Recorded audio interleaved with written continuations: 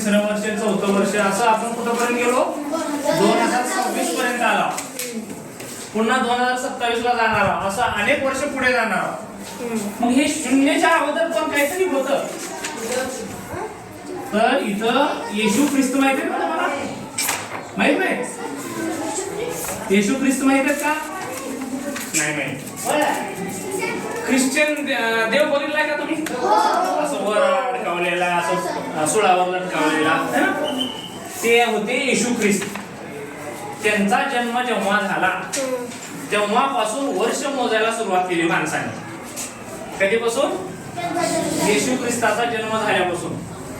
मग येशू ख्रिस्त जन्मले ते वर्ष पहिलं, पुन्हा दुसरं, पुन्हा तिसरं, पुन्हा चौथं, असं आतापर्यंत आपण कुठपर्यंत आलोय? मग येशू ख्रिस्ताच्या अगोदर पण माणसं असतील का नाही? होते. गौतम बुद्ध होते, है ना? सम्राट अशोक होते. हे माणसं सगळे मग तिथं पण असंच मोजत होते. 1 2 3 4.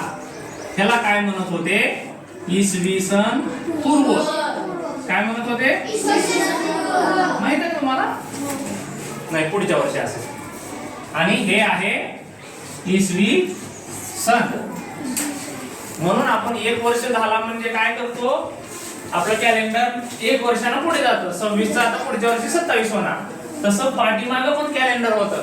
मोजत नव्हते पण वर्ष होते. पहिलं वर्ष, दुसरं वर्ष, तिसरं वर्ष, चौथं वर्ष. त्याला इसवी सन पूर्व वर्ष म्हणतात, है ना? ठीक आहे.